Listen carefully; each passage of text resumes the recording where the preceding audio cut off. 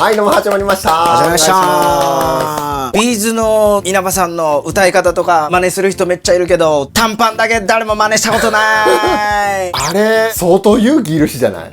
いや、まあそうなんやけど、あれはもう稲葉さんの特権ですから。そのあたりもやっぱすごいね。すごいです。今日も頑張っていきましょう。今日も行ってみたいと思います。はい。シャーク NJ5MG さん。ブースターを探していますが、常時オンのブースターとソロ用ブースターの2つを組み込むのはありでしょうか？ありです。全然大丈夫ですね。常時オンにしているブースターっていうのは、例えば歪みとかと組み合わせて、音作りの一環として、こうね、歪みをプッシュする位置づけでのブースターなんで、そういう役割じゃないですか。もう一個こうオンオフするブースターって、例えばレベルブースターだったりだとか、ソロの時に音量を上げるようなものを歪みよりも後に置いといて、それでディレイとかと同時のにしてこうプッシュするみたいなことをしてもいいし、あるいは一つ目のブースターはもうバッファーとしてボードの先頭に置いて、それありきで音作りをします。で、歪みと同時にブースターをオンにしますみたいな形で2個使うっていうのもありだから、もうありありのありです。自由に行くのがエフェクターのいいところですからね。ちゃいましょう。 DODO ですよさん。卓録について質問です。はい。ケンパーやクワッドコーテックスなどを USB ケーブルでつないで録音する場合と、オーディオインターフェースのインプットにケンパーなどをつないだ場合、どちらの音質が良くなりますかと。はい。オーディオインターフェースの役割についても交えて説明していただけると幸いです。よろしくお願いします。なるほど。このご質問結構いただくんですよね。クワッドコーテックスとかってオーディオインターフェース機能、要はそのパソコンに録音する機能ですね。っていうのを備えているので、そこから USB ケーブルで直接パソコンに音を送って録音するのか、それとももうパソコンにオーディオインターフェースをこう用意しているので、そこに LINE で入力してそこから録音するのか、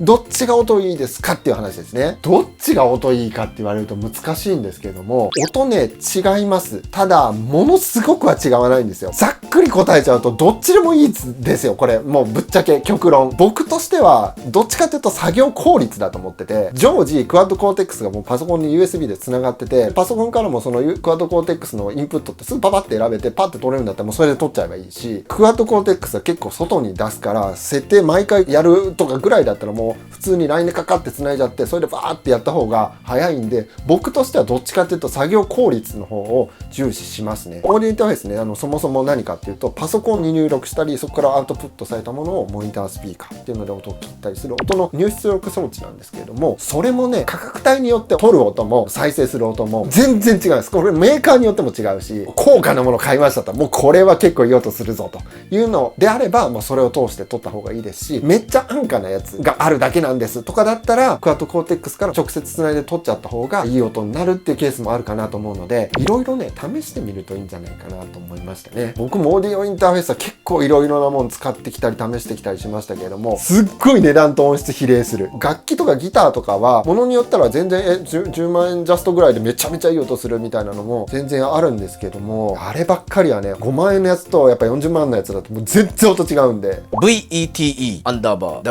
さん。空間系エフェクターをつなぐ際に、歪みエフェクターではなくアンプで歪ませる際は、歪みの後ろに空間系をつなぐという定石通りにつなぐとなると、プリアンプとパワーアンプの間に空間系をつなぐことになると思うのですが、多くのエフェクターボードを見ているとそうしている様子がないのですが、多くの人はアンプではなく歪みエフェクターで歪ませることが多いのですか？そうだと思いますよ。要は歪みはエフェクトボード内で作るっていう人の方が今日本では多いと思います。なぜかというと、いや、高橋に聞こうかな。これなぜだと思いますか？そっちにかけてる人が多いんじゃないかな。掛け事俺はエフェクターにかけてるみたいな。これね、理由がありまして、日本で今こういろんなねスタジオとかでやって活動してる人って、マイアンプ持ち歩いてる人ほとんどいないんですよ。要はスタジオにある JC とかマーシャルとかを使ってリハーサルしたり、ライブハウスのものもそこにあるものを借りますと。なるほど。そうなってきた場合、そこに自分の好きな歪みサウンドがあるかっていうと、まあないわけなんですよ。ってことは、歪みのキャラクターってボードで作って、アンプはクリーン設定、あるいはクランチ設定にしておくっていうのがやっぱ音作りが一番しやすいし、自分のキャラも出しやすいんですよね。なるほどね。そうなってくるとアンプ側がクランチぐらいまでなら前から空間系入れても全く問題ないので、だからだと思いましたね。そう言われるとそんな気がするな。そうでしょ。 B32313 さん、ベーシストですが、質問させてください。ライブの時 IR のキャビシュミをかけて DI から PA に送っていますが、実際 PA さんやエンジニアさん側からするとどうなんでしょう。本当は素の音が欲しいというか、使うならこういう音作りしてもらえると助かるとか、そういった話が聞きたいですと。これはね、どういう IR かけてるかによるんですけれども、空間の鳴りみたいなところまでブワーンって入ってる IR だと、正直 PA さんはちょっとやめてほしいなって思ってる可能性はあるかもしれないですね。PA さんと話してみてもいいかもしれないってちょっと思いましたね。今僕こういう効果を狙ってこの AR 入れてるんですけれども、これやりづらいですかみたいなのを聞いてみて、やっぱ素の音が欲しいだとか、それもありなんだけども、素の音も DI からこうパラで出してもらえるとありがたいなだとか、結構そういう意見交換をすることによってなるほどっていうふうに分かってくると思うので。そうっすね。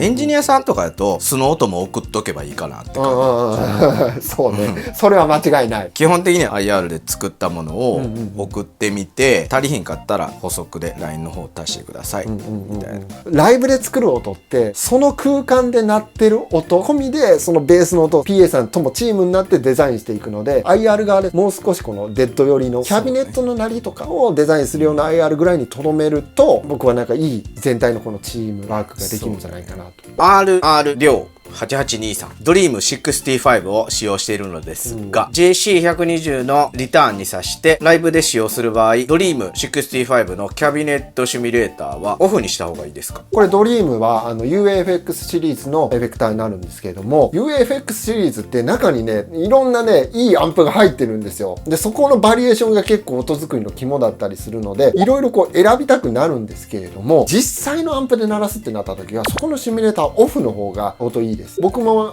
何本かこんな感じで動画で紹介させてもらいましたけれども、準備の時にもね、一応ねキャビシュミオンにした状態でアンプにつないで試してみたりしたんですけども、ない方がいいなってなったんで動画でも結局やらなかったですね。でもオンにしてそれを一つの音作りだと考えてやるっていうやり方もあるので、絶対オフにしないといけないっていうルールではないので、ぜひいろいろ試してもらうといいんじゃないかなと思いました。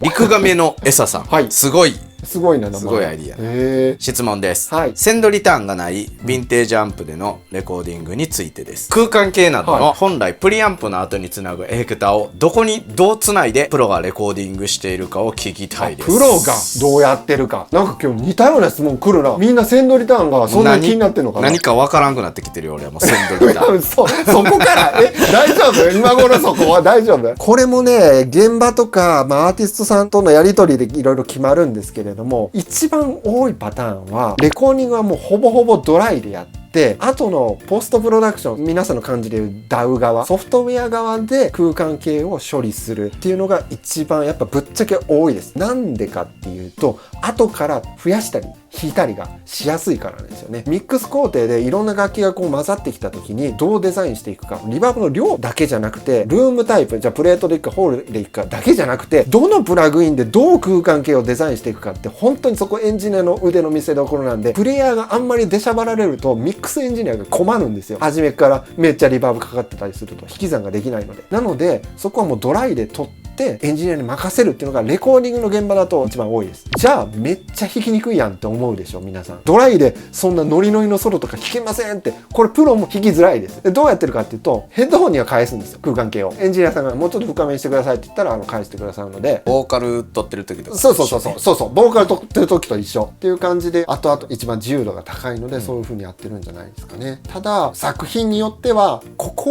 このアナログディレイの音が一番雰囲気出る、このイントロはこれでいきたい、これじゃないと無理みたいな、このエフェクターとこのフェンダーのアンプのこの組み合わせでいきたい、これがこの曲の世界観を作ってるっていう場合はもうガンガンかけます。ここはもうね、エンジニアさんと会話してどういう作品をどう作っていくかっていうことによるので、そんな感じで作っていってる感じかなと思います。確かにこの辺分かんないよね、言われないと。ディレイかけて撮っちゃうと何が大変かって、後でねテイクつなぎ合わせる時とかに合わなくなっちゃっったりだとか、僕もエンジニア結構やらせてもらってた時もあるんで、引っ掛けないでほしいですね。申し訳ないけどね。そうそうそう。今回ね、結構似たような感じの質問多かったんですけども、全然違う感じの質問でも何でも受け付けているので、ぜひ皆さん気軽にコメント欄に質問お願いします。もう皆さんのコメントでね、この企画成り立っておりますので、ぜひよろしくお願いします。それではまたの動画でお会いしましょう。ありがとうございました。ありがとうございました。